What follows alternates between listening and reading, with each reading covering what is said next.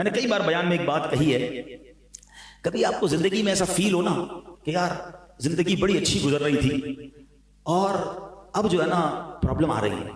کبھی کبھی ایسا فیل ہو نا آپ کو کہ یار گھر بھی ٹھیک تھا، فیملی بھی ٹھیک تھی، کاروبار بھی ٹھیک تھا، صحت بھی ٹھیک تھی، اور اب آہستہ آہستہ چیزیں خراب ہو رہی ہیں، صحت میں گڑبڑ ہو رہی ہے، کاروبار ڈسٹرب ہونے لگ گیا ہے، بچوں میں بھی لڑائیاں ہو رہی ہیں.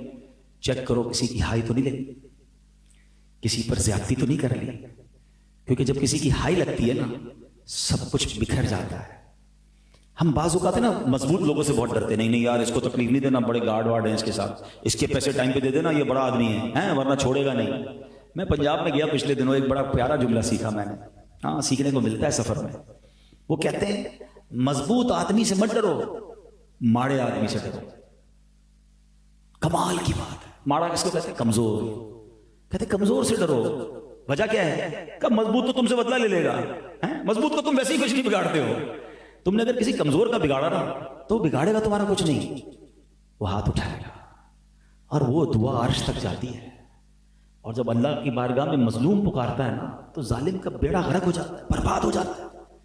ہاں کبھی کسی کو تنگ نہیں کرنا، کبھی کسی کو ستانا نہیں، کبھی کسی کا چھین مت لینا، کبھی کسی پر ظلم مت کرنا. وہ بھول گیا تو جا کے دے آنا. ہاں ارے یار وہ میرا تو کوئی بگاڑ نہیں سکتا، میرے سے کون وصول کر سکتا ہے، میں پتہ نہیں میرے آگے کون بولتا ہے. کوئی نہیں بولے گا، اس سے اللہ سے بات کرنی ہے. پھر جب رب نے انتقام لینا ہے نا تو پھر پتہ چلے گا. پھر ٹکرے مارتے رہو گے، کہیں نہیں جا سکتے. اس کی پکڑ بڑی شدید ہے.